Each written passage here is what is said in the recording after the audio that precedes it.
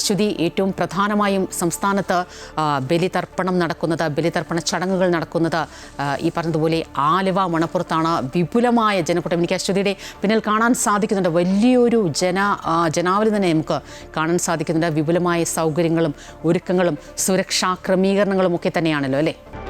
ഇവിടെ ആലുവയിൽ ആയിരക്കണക്കിന് ആളുകളാണ് ഇന്ന് പുലർച്ചെ മുതൽ ബലിതർപ്പണം ചടങ്ങുകൾക്കായിട്ട് ഇവിടേക്ക് എത്തിക്കൊണ്ടിരിക്കുന്നത്. ഇപ്പോൾ തിരക്ക് വളരെയധികം വർദ്ധിച്ചിട്ടുണ്ട്. പുലർച്ചെ 2 മണിയോടുകൂടി തുടങ്ങിയ ബലിതർപ്പണ ചടങ്ങുകളാണ് ഇപ്പോൾ പുരോഗമിക്കുന്നത്.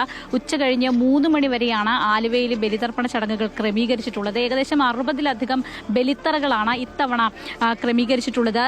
കഴിഞ്ഞ ദിവസങ്ങൾ വരെ വലിയ മഴയത്ത് ഇവിടെയൊക്കെ വെള്ളം കെട്ടി, അതായത് വെള്ളക്കെട്ടും ചെളിയും ഒക്കെ ആയിട്ടുണ്ടായിരുന്ന ഒരു അന്തരീക്ഷമായിരുന്നു. അതിൽ നിന്ന് ഇപ്പോൾ മഴ കുറഞ്ഞ ഒരു സാഹചര്യത്തിൽ അല്പം ഒരു ആശ്വാസം ഉണ്ടായിട്ടുണ്ട്. അതുകൊണ്ട് തന്നെ വളരെ സുഗമമായി തന്നെയാണ് ഇപ്പോൾ നിലവിൽ ഈ ബലിതർപ്പണ ചടങ്ങുകൾ പുരോഗമിക്കുന്നത്. എറണാകുളം ജില്ലയിൽ ആലുവയാണ് ഏറ്റവും പ്രധാനപ്പെട്ട കേന്ദ്രം, കേരളത്തിലെ തന്നെ ഏറ്റവും പ്രധാനപ്പെട്ട കേന്ദ്രം. എറണാകുളത്തെ ചേലാമറ്റത്തും അദ്വൈതാശ്രമത്തിലും അതുപോലെ തന്നെ പിറവം, പാഴൂർ തുടങ്ങിയ ഇടങ്ങളിലൊക്കെ തന്നെ സമാനമായ രീതിയിൽ ബലിതർപ്പണ ചടങ്ങുകൾ നടക്കുകയാണ്.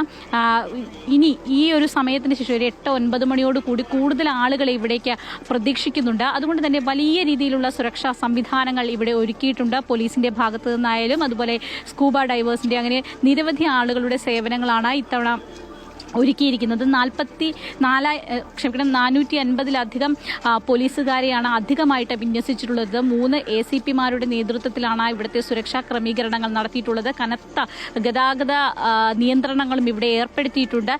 പുലർച്ചെ 2 മണിയോട് തുടങ്ങിയ ബലിതർപ്പണ ചടങ്ങുകളാണ് ഇപ്പോൾ പുരോഗമിക്കുന്നത്.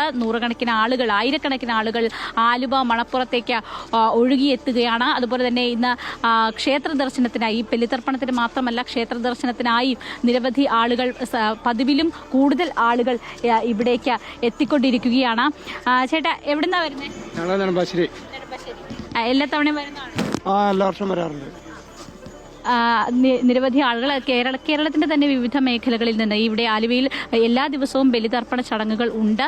പക്ഷേ ഈ കർക്കിടകവാവും അതുപോലെ തന്നെ ശിവരാത്രി മഹോത്സവമാണ് ഇവിടുത്തെ ഏറ്റവും പ്രധാനപ്പെട്ടത്. ഇവിടെ പുറത്തു നിന്നൊക്കെ, മറ്റ് ജില്ലകളിൽ നിന്നൊക്കെ ആളുകൾ ഏറ്റവും അധികം ഒഴുകിയെത്തുന്നത് ഈ ഒരു സമയത്താണ്. ചേട്ടാ, എന്താ പേര്? എവിടുന്നാ വരുന്നത്?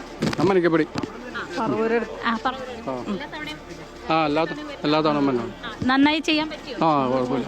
ചെളി കാരണം തെല്ലി വീണു.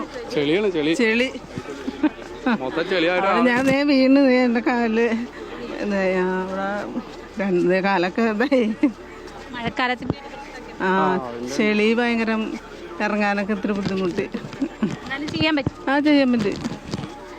ഇതാണ് ഈ മഴക്കാലമായിട്ടുണ്ടെങ്കിൽ ആലുവയിൽ വലിയ രീതിയിൽ ആലുവ പുഴയുടെ തീരത്താണ് ആലുവയിൽ പുഴയിൽ വെള്ളം നിറഞ്ഞ് കവിഞ്ഞൊഴുകുന്ന ഒരു സാഹചര്യമാണ് ഈ മഴക്കാലത്ത് ഉള്ളത്. അതുകൊണ്ട് തന്നെ ഇവിടെ വളരെ വലിയ രീതിയിൽ ചെളി ഈ തീരപ്രദേശങ്ങളിലൊക്കെ തന്നെയുണ്ട്. അത് പരമാവധി അവിടെ നിന്ന് മാറ്റി ഭക്തജനങ്ങൾക്കെല്ലാം ബലിതർപ്പണം ചടങ്ങുകൾ നിർവഹിക്കുന്നതിന് വേണ്ടിയിട്ടുള്ള സൗകര്യങ്ങൾ ഒരുക്കിയിട്ടുണ്ട്. എങ്കിൽ പോലും പുഴയുടെ തീരമാണ്, വലിയ രീതിയിലുള്ള ചെളിയുണ്ട്. പക്ഷേ ഇതൊന്നും കാര്യമാക്കാതെ നിരവധി ആളുകളാണ് പിതൃപുണ്യം തേടി ഈ ആലുവ മണപ്പുറത്തേക്ക് എത്തിക്കൊണ്ടിരിക്കുന്നത്.